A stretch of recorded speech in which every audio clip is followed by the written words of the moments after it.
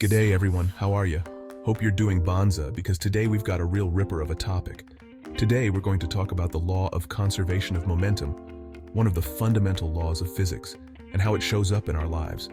You'll be surprised how often we come across this law in our everyday life. It's a real grouse law, so buckle up. We'll look at a few examples to help you get a better grasp of this principle. So what exactly is momentum? Momentum is the product of an object's mass and its velocity. Imagine you're on a footy field. The ball's flying because you kicked it.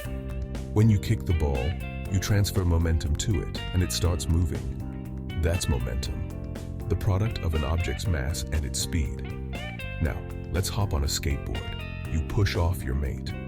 At that moment, both you and your mate start moving. At first, you were both standing still, but after the push, you're moving in opposite directions. That's the law of conservation of momentum in action. The total momentum before and after the push remains unchanged. This means that the sum of the momentum of all objects in a system doesn't change. Another example is billiards. When one ball hits another, momentum is transferred. This is why the balls keep moving after colliding, conserving the total momentum of the system. This is a clear example of how the law of conservation of momentum works. The law of conservation of momentum works everywhere. From everyday objects to cars, planets, and even atoms. Pretty cool, eh?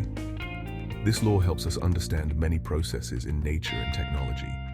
If you enjoyed this video and want to learn more about physics and other interesting stuff, give it a thumbs up and subscribe to the channel. We'd love to see you again. See you in the next video. Don't miss out on new episodes, it's only going to get more interesting.